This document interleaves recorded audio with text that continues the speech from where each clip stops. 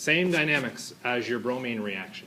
The only thing that is changed is you are now changing the nucleophile. So if you see Br2 in an alkene, cool, put bromine into the structure. If you see Br2 and alkene and something else, look at that something else. What should you be looking for in that something else? You need to look for the presence of a nucleophile. Okay? Stronger becomes a questionable area because if we compare water to bromine, or bromide, sorry, bromide is the stronger nucleophile. So why does water win out? Those of you in lab can help us out. Why did water win out instead of bromide when we did the halohydrin lab? There was lots more of the water, so there's a higher concentration of the water. Where in any of those equations does it say anything about concentration? It does not. So if you see it there, that should immediately be a tip-off. I should probably be considering this as a possible reagent. Okay? That means its concentration is high enough that we now need to interpret it. Okay? So be aware that concentration very rarely shows up. Why does HOR work the same way? You still have the oxygen with the lone pairs. You still have a hydrogen that the oxygen can steal electrons from, okay, to stabilize and ultimately make that happy with our OR product, okay, with our ether product. So be aware, you may see R groups up the yin-yang, okay? And this is something that most students tend to panic on as well. You'll notice that a lot of the structures, so for instance, if I picked, say, to run an OR reaction, what I would probably pick would be this structure.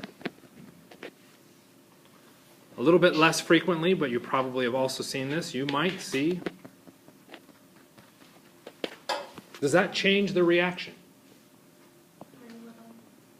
Okay. Virtually no change in the reaction whatsoever. Ethanol versus methanol, exact same. Why would I draw methanol more frequently than I would draw ethanol? I'm lazy and I don't want to draw out that giant piece. Okay? But the chemistry is the same. That's why we take advantage of the R group. Okay? So if I go through, one of the other things I could have drawn here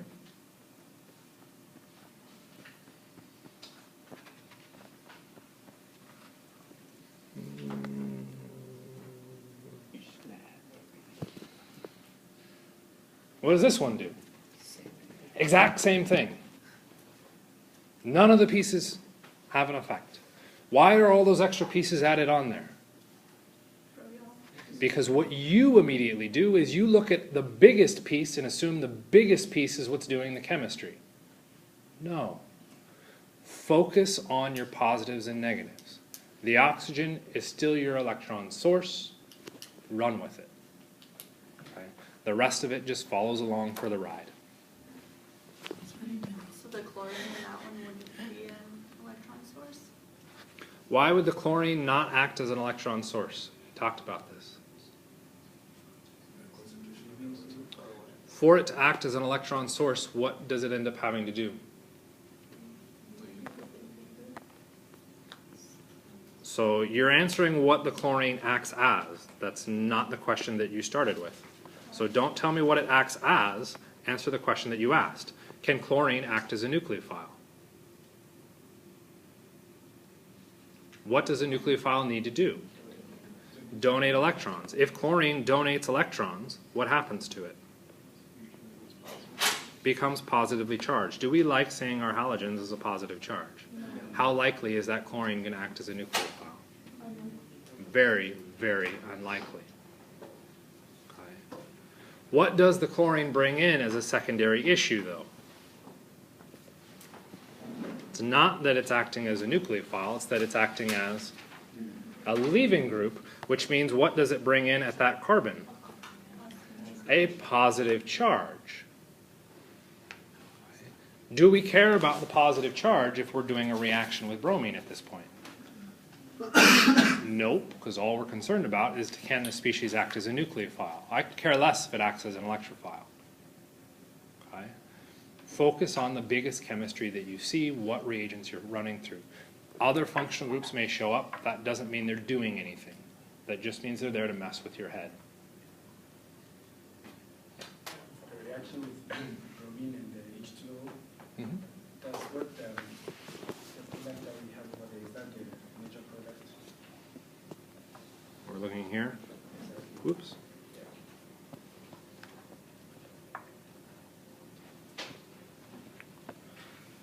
What do you mean is that the major product? Can you elaborate? So, looking at what I was thinking the bromine will be attached to the tertiary carbocation, and then Very good question. Let us evaluate this a little bit closer, which means I'm going to have to erase a bunch of stuff on here. Okay, so let's ignore all that other stuff. So what you're asking is if you looked at this structure, you would have said that your bromine, so your prediction is that your bromine would have gone to the tertiary carbon. Why?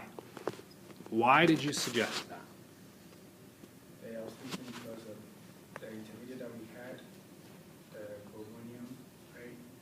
We said the bromine has to be in the same side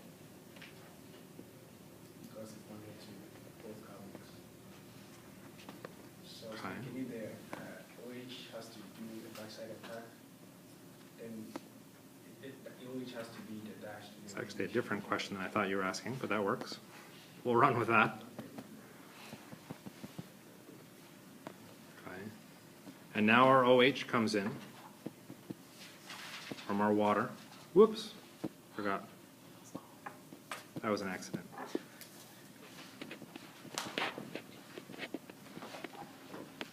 So what we're saying is that that nucleophile has two possible ways it could attach or attack. It can either attack right here, or it can attack the other side. Okay. And you'll notice that if we look at the product that I've got shown, which attack won? Top. The top one was our winner. The other one was our loser, which I don't have enough space to write loser. Sorry. Okay. Why are you saying the bromine should have gone to the tertiary position? So why is your thought that this should have been our product? Okay, which is now, I can write loser here. Why is that? Okay, why did you think that that was going to be your product? Okay, so I was thinking for the OH to attack, you have to have a positive charge carbon before the OH will come. True. Or the one that is So let me repeat that for the people on the video. Our OH needs to attack a positively charged carbon. Which carbon is more positive? The tertiary or the secondary? The tertiary, where should the water attack? The tertiary, where should the oxygen be? The tertiary. Okay. Everything is pushing towards it being not the product you're suggesting here.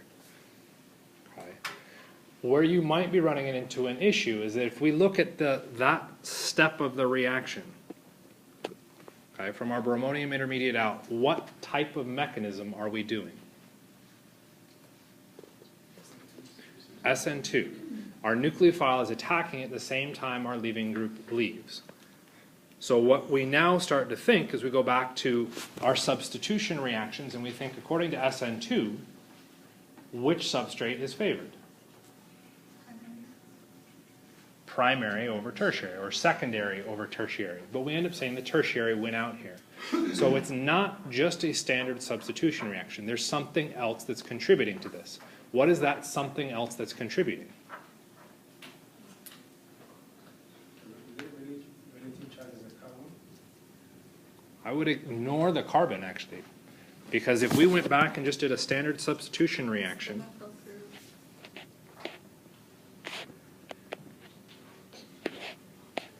right? Standard substitution, we do our backside attack, Everything's happy, right? There's our OH, everything happened at the same time. We would expect secondary over tertiary, and tertiary doesn't react. What is the big difference? I know that's off the screen. The methyl group would maybe Nothing to do with the methyl group.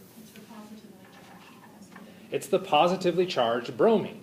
In the case of our bromonium reaction, we have a positively charged bromine. We have a stupidly awesome, phenomenally great leaving group.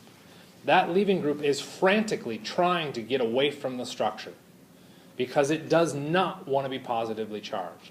In our standard substitution reactions, are we kicking out a positively charged bromine? No. The leaving group ability is not quite as good. Okay. In our SN1 mechanisms, what happens? We form a carbocation, and we have a great leaving group. In the SN1 condition, we absolutely need this phenomenal leaving group because we need to form the carbocation. Under this case, what we've got is everything happening at once, but we have to have that phenomenal leaving group. So what we're looking at in this case is a weird crossover of the two dynamics of those reactions. In SN1, where we have great leaving groups, and in SN2, where it's all happening at once. Which is the correct answer here? According to our results of where the OH attaches, it follows kind of an SN1 dynamic. Does that make the SN1 mechanism the correct answer? Well, then I would have the cis product as well, and I don't have the cis product. So what type of substitution mechanism am I doing in this case? I'm doing, that's a nice way to phrase it, I was going to say SN1.5. We're doing an SN2 hybrid.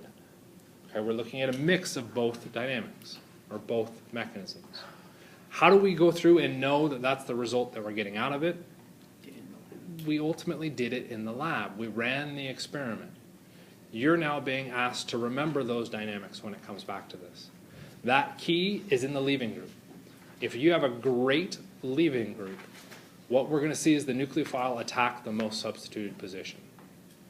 If your leaving group is not so great, the nucleophile attacks the other position, which we probably will see later today. And if you don't mind, I'd like to put some words in your mouth. Are you okay with that? Okay. Because I've seen other people talking about this. So the question that you asked was actually not where I thought you were initially going. It said that you wanted to put the bromine at the tertiary position. Okay. I said, why did you want to put the bromine at the tertiary position? What I was expecting you to say was in comparison to the reaction we just talked about in chapter 11. Where does the bromine go in chapter 11? Goes to the tertiary position. Okay. Where did the hydrogen go?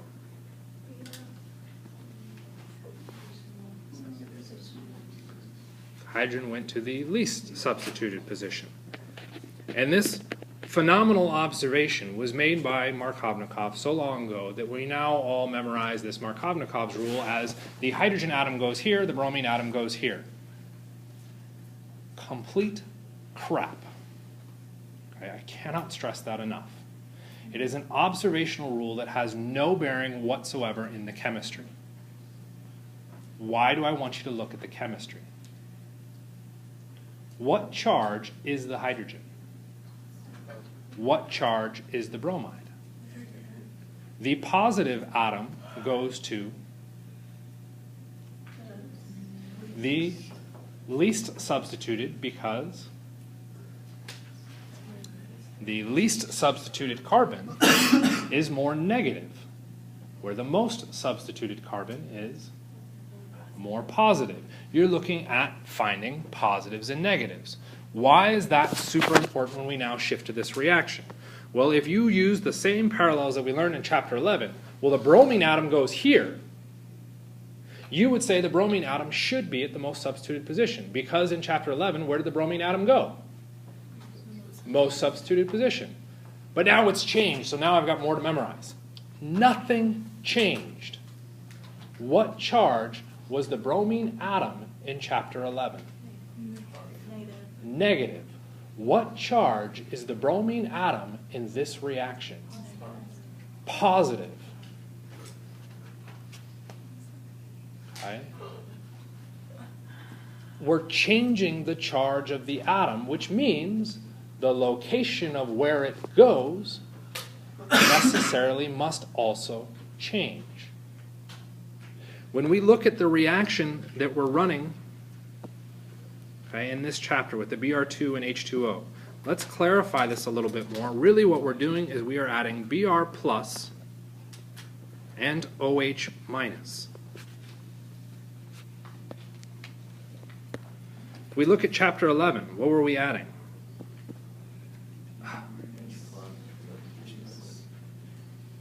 H plus and, whoops, I don't know why I drew O. Let me try that again. Br minus. Where did the H plus go? It went to the least substituted position. I keep doing that. Where did the Br plus go? The least substituted position. Holy crap, it's doing the exact same chemistry. It's because chemistry's cool in that respect.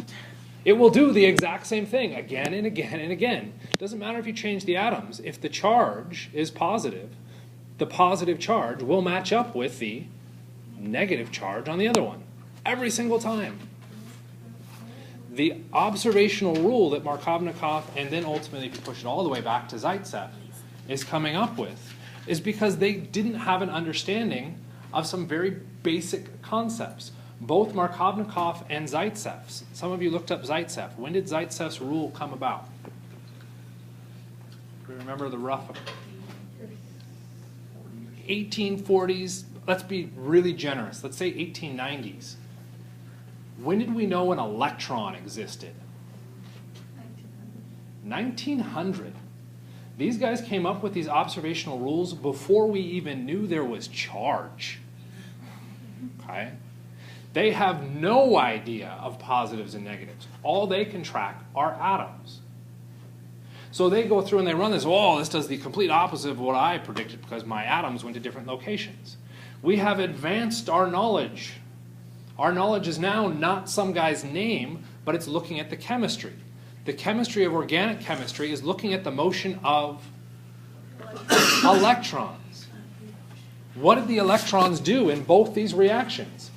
The exact same thing. Nothing changed. Okay. Being able to identify it is a whole other issue in and of itself. Okay. But you are finding negative and you are finding positive, and you are putting those negatives and positives in the exact same locations. It's astonishing how accurate that is.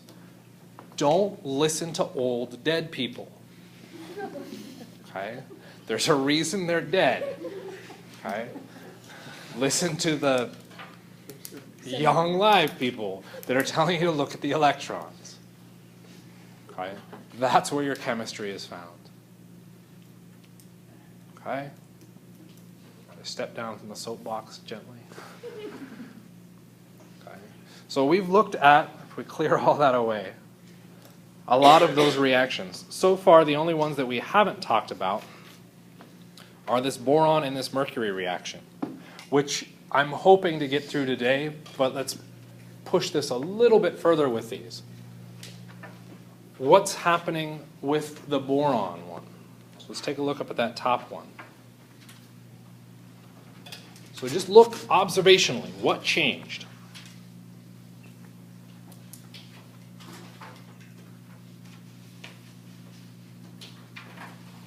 What changed there? What did we do? Careful. I like added the OH. That's only half an answer. We could make the argument that you lost a pi bond, but I argue again that's not particularly helpful. You added an OH and a hydrogen. Where did the OH go? The least substituted. What charge do you think your OH was? That's really weird. Our least substituted position, as you're potentially suggesting, we would think should be positive. And yet oxygen is not going to carry a positive charge ever. Why? It's oxygen. I can kind of agree with its oxygen. What's the special aspect of oxygen? Super electron. It is the second most electronegative element on the periodic table. It will always have its 8 electrons around it. So to get that positive oxygen where it can accept more, very, very unlikely. So this seems a bit odd. You'll notice also that we aren't doing this in one step. We are doing it in 2 steps. Where did the oxygen come into play in this reaction? Second step. Right. So the oxygen we're saying has to come in as a negative, but it's coming in the second step. So let's remove our understanding of the oxygen, because the oxygen is now going to play a secondary role. First, we have to establish what's going to happen in that first step. Okay. In that first step, we see BH3. Okay. Actually, even before we do that, let's take a look at the other atom that came in. So we said the OH, in theory, should come in positive. That's a little bit weird. What's the other atom that came in? The other atom, big structure change. Reactant and product. H. According to our rules that we just established, what should that H come in as? H minus. Is that also a bit odd? Yes. Yeah.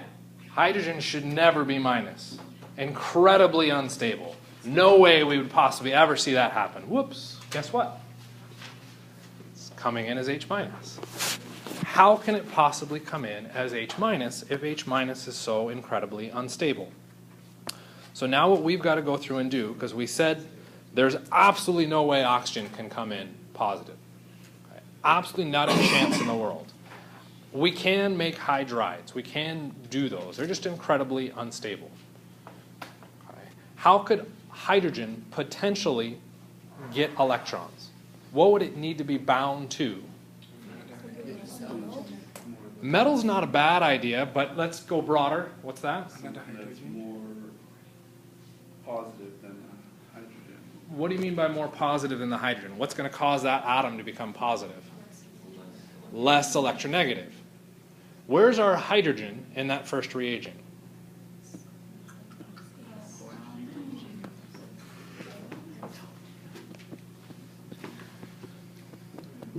You all memorize the electronegativities, right? Yeah, sure, why not? Okay. If you haven't memorized them, that's fine. I actually hadn't even considered this as a possibility. I was looking at orbital interactions. Okay. Look up the electronegativities between hydrogen and boron. Guess what you find?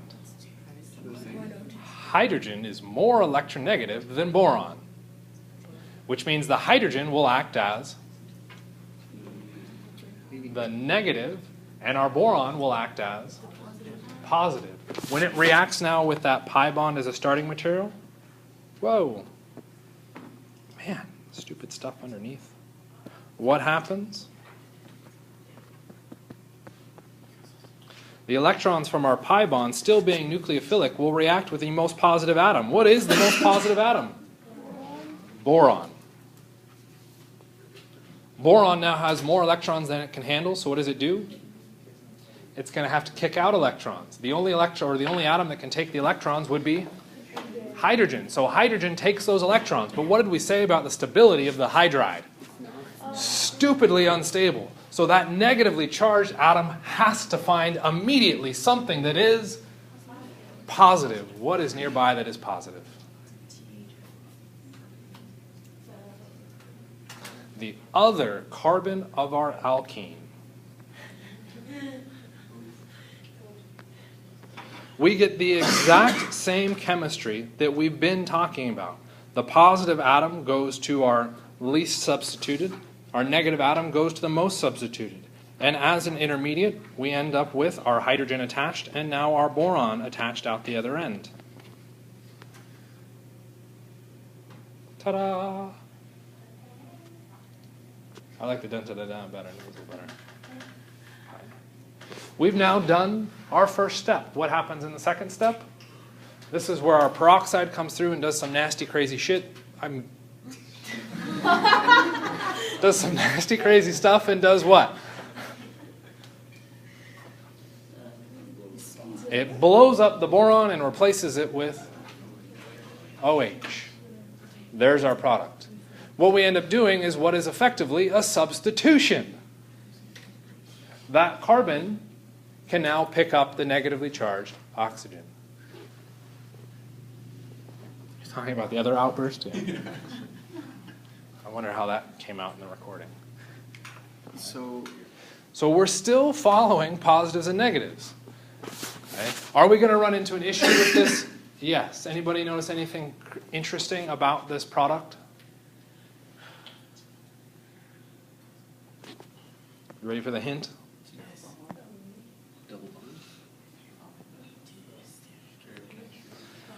Stereochemistry. So do we need to talk more about this reaction? Absolutely. But we got the basics down. Let's focus on the basics first. Yeah. So wouldn't that mean that when for the substitution of the alcohol, wouldn't boron have to take on a negative charge? It has to accept electrons, yes. Unfortunately, I'm going to have to leave you at that. We'll look at the dynamics of that mechanism in a little bit. You're not responsible for that mechanistic step because it is pretty complex. Okay? Because I've continued to say that everything is positives and negatives, let's go through and take a look at the next sequence of reactions with our mercury. What's happening in this case? In fact, I'm going to erase the bottom one.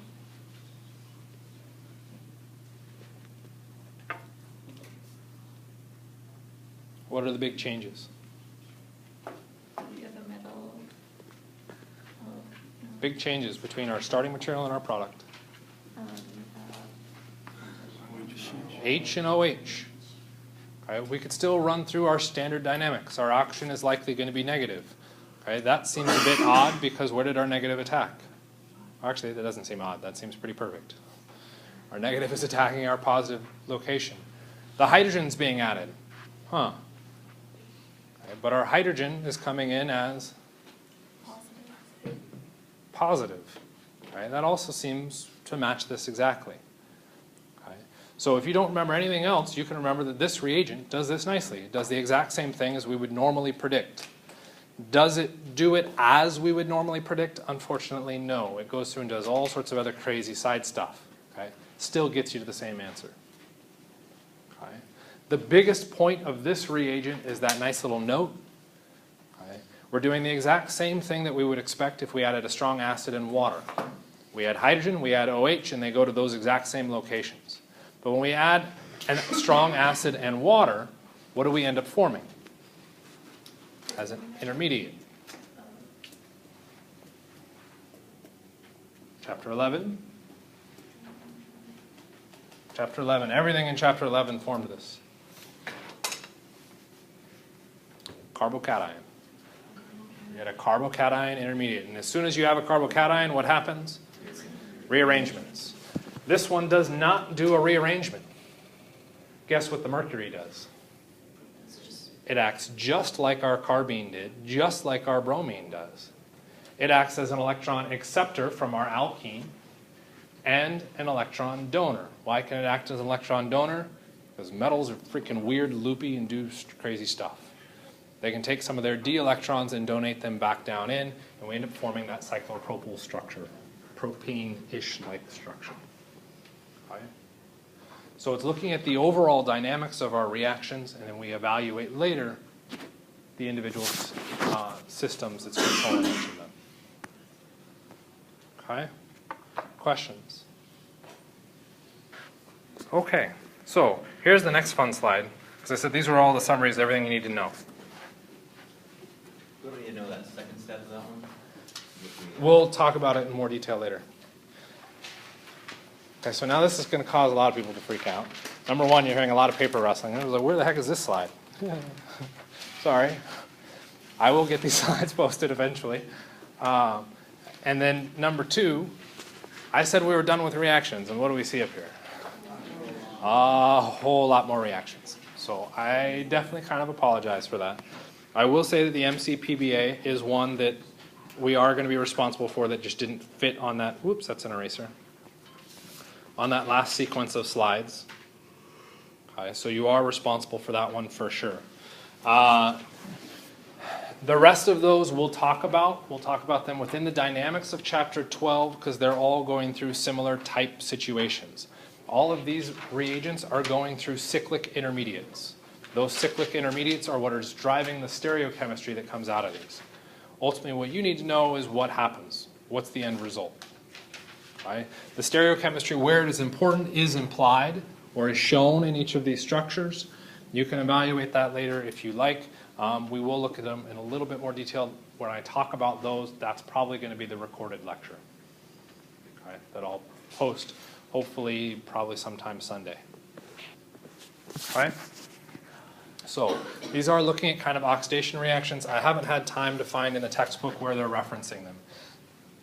All of these should be referenced in chapter 12. Okay? There really isn't any reason to not mention it in chapter 12. Okay? They just aren't there. So, questions about any of our standard bromine reactions? Okay, so this is what we talked about whenever it was. Tuesday, Monday, Monday. Any questions about any of these reactions? Okay, I will take that as a no, so here's my questions. So what you're trying to do is evaluate and get some information down. You'll notice that I wrote positives and negatives up there. Why did I write those? And not to be too offensive here, it is not for your benefit. Okay? It is for my benefit. I want to be able to look at that and try and draw those connections and parallels. When you take the test, you should be doing the same thing. Draw that information out. Because if I have no clue about what it's asking about, but I've got positives and negatives there, I at least have a guess. Now I can find the guess that matches that. Okay? If we jump to question 2, this is an interesting one, which I had intended to actually not give you any information about and see what you could do with it. Okay? In this approach, we could go through and just try some of these guesses. Okay? Officially, we sort of haven't talked about the answer to this one. So let's start. First answer choice. Water and H+. What do those two add? H+ and OH-. So we could go back and try our reaction on that and see what would happen. What would our result be? Right, well, our hydrogen would go to our most negatives. There goes the hydrogen. And I could put the OH here. Right? That starts to look like the answer. But before we completely jump on this, we have to be a little bit careful with our mechanism. When we run this mechanism, does the OH and the H come on at the exact same instant? No. What do we form as our intermediate? What happens with carbocations? They rearrange. Which means where does the OH go? Out here. And we end up with not the answer. Understanding the mechanism gets you through this. That answer now cannot be true. Okay? The next one that I would jump to, because I like mercury, oh crap, I hate metals personally. It's just I don't like them, so I'm going to skip over that. B with answer choice boron and a bunch of followed bys, that starts to look confusing. So I look at D, I get another followed by, but I at least can find positives and negatives. I have H+ and I have Br-. And I also have OH-. Immediately I've got alarm bells ringing. Why? HBr is a strong acid. And OH- is strong base. Was that a good mixture? No. That's problematic. Number 2, as someone else already suggested, bromide is strong nucleophile, and it also doesn't show up in the answer. That looks a bit suspicious. So I would eliminate that answer choice. I'm now left at a choice of 2 possible options and trying to figure out the best from there. Okay? That does become a little bit more challenging. This is where I would try and pull some other information out of those 2 reagents. If I don't know, I guess. What does the answer end up coming out to be? C. Okay, we didn't talk about the dynamics of this reaction, but that does the exact same thing. Your mercury reagent with your sodium borohydride does the exact same thing as water and H+. It just doesn't allow for rearrangements. Question 3. Anybody know what my gut response would be on question 3? Skip it and move on. Okay. I have to draw a product, then I have to look at the relationship between the products to be able to answer the question. That's 2 or 3 steps out. I don't want to deal with it. I'd move it.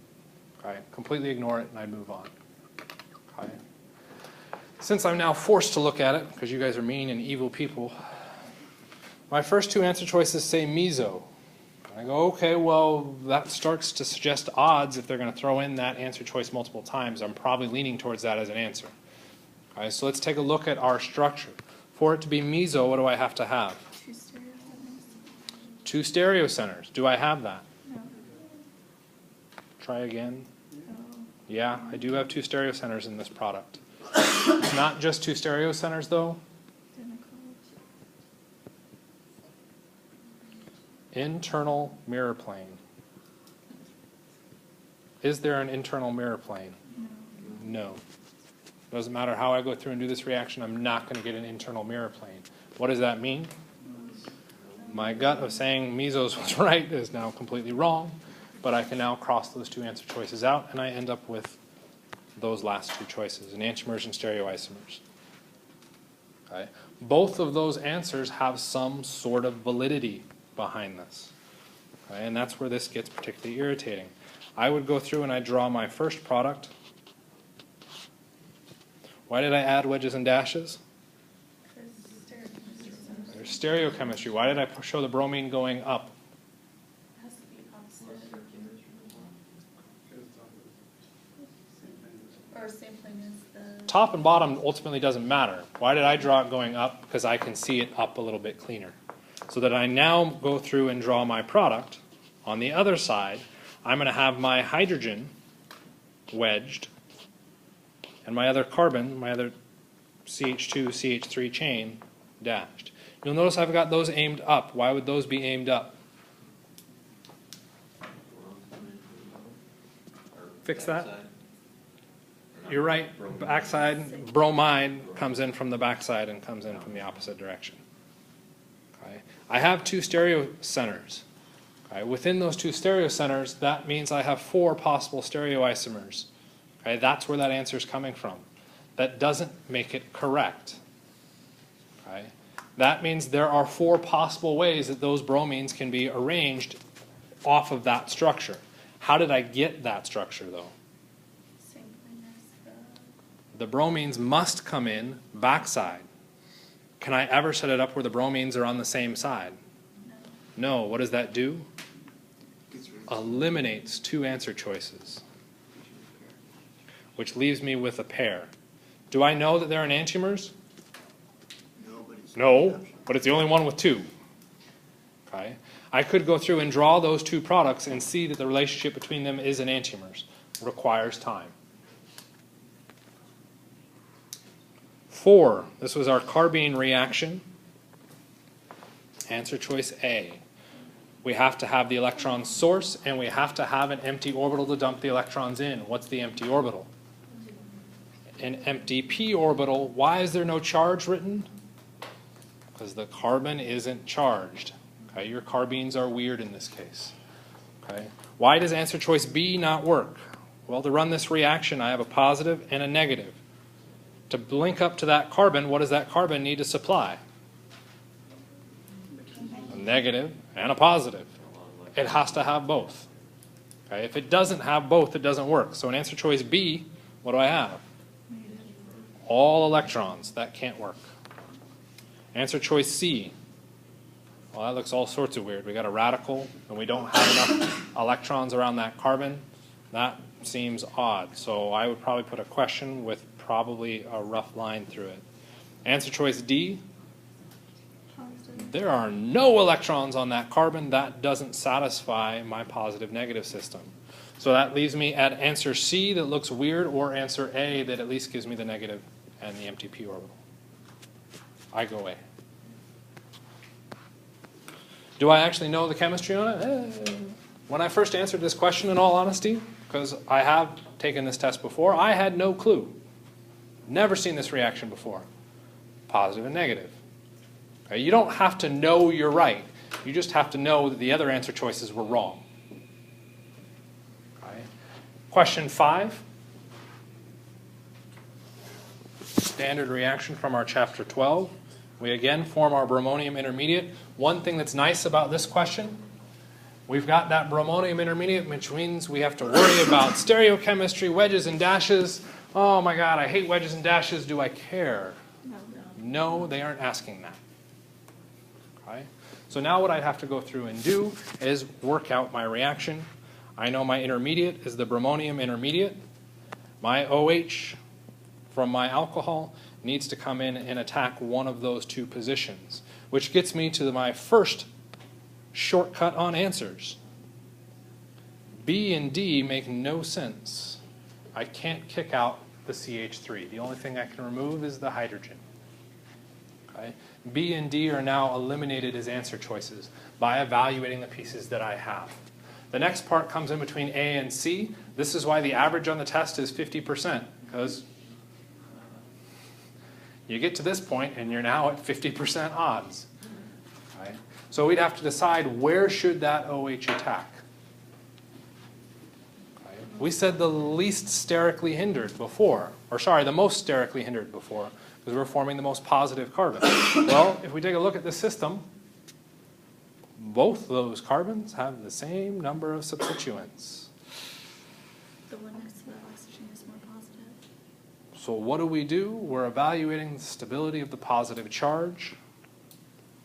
The positive next to the oxygen is more stable because the lone pair does resonance, which means our OH attaches to that carbon. We end up with answer choice C. Okay. It's okay.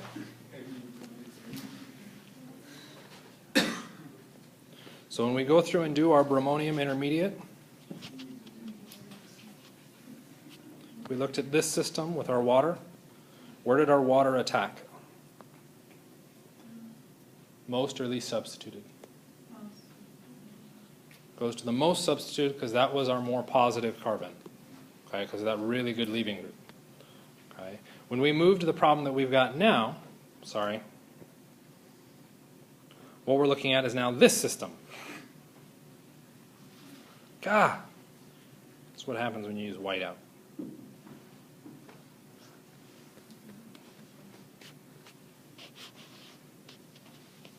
Now, where does my oxygen attack? Well, if we look at our evaluation, it's got the same number of substituents, so that doesn't work. Okay? The reason it attacked the most substituted, though, was because that carbon was the most positive. So what we're trying to evaluate in this system is which of those carbons would be a better positive charge. Well, the one on the right would be resonance stabilized. The one on the left, not so much. That resonance stabilization, what facilitates your oxygen attack. Okay? Lots and lots of fun practice. All of these kind of steps and work-throughs, you'll notice none of these were left with just a circled answer. When you're dealing with your exam, just a circled answer should mean that it was a straight up out of the blue guess. You have no clue what is going on within that question. That's fine, it happens. Okay? I'm not saying that's bad, but what you should be doing is writing something down. You'll notice even when it came to the meso, okay, you guys shouted out a bunch of correct things with that statement. How many of you actually wrote down that it needed 2 stereocenters? Everybody said that one. Anybody write down that it needed 2 stereocenters? After an hour and a half of test taking, how many of you are going to remember what a meso compound was?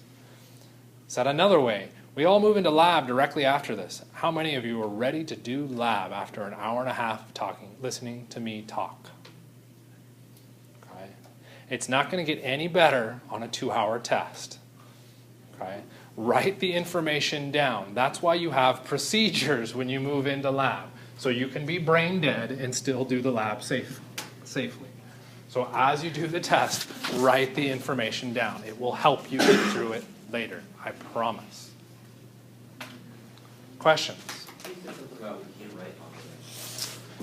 Okay, so let's pause for a moment here. We're going to whip through some of our redox. We already talked about looking at gain of electrons, loss of electrons. We're looking at reduction and oxidation. Said another time, or said at the beginning, when we looked at this reaction, we might classify it as redox, because what we can go through and see is that we're saying that our hydrogen with an oxidation state of 0 becomes hydrogen with an oxidation state of +1. So we have changed the oxidation state, so it must be a redox reaction. However, this reaction is never called redox in organic chemistry. This reaction is only called reduction. Why? Our carbon is reduced. It's organic chemistry. We only care about our carbon structure. Okay. Take it a step further, assigning oxidation states, particularly for our carbons. Anybody know how to assign the oxidation states for the carbons in that starting material? It's a bit challenging. If we looked at general formulas, we just do it from our formulas. But are all the carbons the same oxidation state? No. Okay, so that makes that question on determining oxidation states very difficult to do, which then makes it difficult to decide if it's reduction or oxidation. So we want another rule or another way to look at it. So we've got a slight variance for determining reduction and oxidation. Your reduction reactions, you increase the number of hydrogen bonds to carbon. Okay. Another way to look at it, because maybe you won't be increasing the number of hydrogen bonds, you could look at how you decrease the number of oxygen bonds. Why are we looking at hydrogen and oxygen? Well, hydrogen is ultimately our symbol for reduction, but what's our symbol for oxidation? There's a hint. Oxidation is looking at changing the oxygen bonds. That's where we're looking at oxidation reactions. Okay? So if we go through and now look at the reverse, oxidation, we can increase our oxygen bonds or decrease our hydrogen bonds. So if we take these rules back up to our reaction here, as we go from our alkene to our alkane, there is no change in the oxygen bonds. However, there is a change in the number of hydrogens. We have increased the number of hydrogens to our carbon structure, which means we did reduction. What if I did the reverse? I go from here to here. What did I do to the number of hydrogen bonds to my structure? I decreased it, so I'm looking at oxidation. Okay, so we can do some quick classifications on is it a reduction, is it an oxidation, by just evaluating the exchange of hydrogen and oxygen. Is that strictly correct? Hydrogen works, oxygen not so much. We can change that to being electronegative. Chi is the symbol for electronegativity. Electronegative atoms. Okay, for both of those cases. So if we throw in one more example,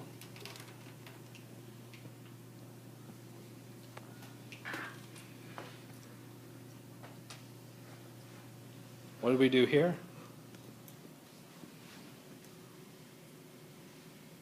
Increase the number of electronegative bonds, which means oxidation. Okay? So electronegativity comes into play yet again. Actual oxidation states, you can calculate it by looking at each of your bonds around whatever atom you're trying to determine the oxidation state on. You cleave those bonds homolytically, which means you take the electrons back to their original atom, and then you subtract that by the heterolytic bond cleavage. So in that very first structure, okay, in our homolytic cleavage, carbon has how many electrons? 4. Because each bond breaks going back to the parent atom. What happens to it in the heterolytic cleavage? Well, the heterolytic is based off of electronegativity. Which element is more electronegative, carbon or hydrogen? Carbon. To a rough approximation, they're the same, but carbon is definitely more electronegative than hydrogen. Which means, how many electrons would the carbon have? 8. What's its oxidation state? -4. If we do the converse and jump all the way up to CO2, we'd have 4 minus 0. Oxidation state is plus 4. As we move from CO2 to methane, what have we done? What type of reaction? CO2 to CH4. What have you done? We added hydrogen and we decreased oxygen, which means we did a reduction. What happened to our oxidation number? Decreased. Come on, you can do better than that. It was reduced. There's our reduction. Right? How important is it to identify oxidation states? Probably not all that big of a deal. So we could go through and label these. Since you're not going to be ultimately responsible for that, I'll leave you to do that at home. You should be able to figure out most of those. Really what we wanted to talk about was our reduction reagents, okay, with either our alkenes or our alkynes. We talked about this. That green surface is supposed to be our platinum surface with the sea of electrons. Hydrogen gas can coordinate to the surface. Our alkene can coordinate to the surface. Because of that coordination, what ends up happening is the carbon will pick up a hydrogen on one side and it can pick up a hydrogen on the other. That reaction happens so fast that what does not occur? And as a hint, it is a reduction reaction, so that doesn't quite work. It is another R word. What does not happen? We won't see a rearrangement either.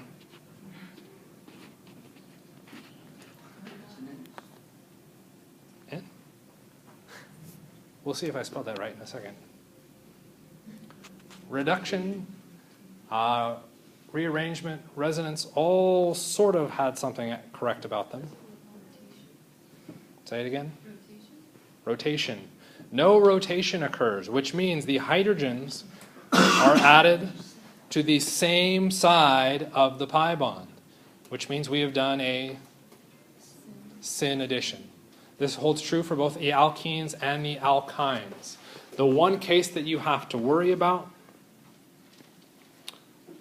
is your sodium solid and ammonia.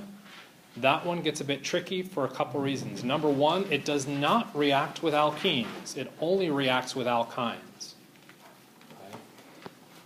The more important aspect is when it stalls with this product, which is a little bit odd, because what does that mean? You've got the trans product, your hydrogens were actually added anti, not syn.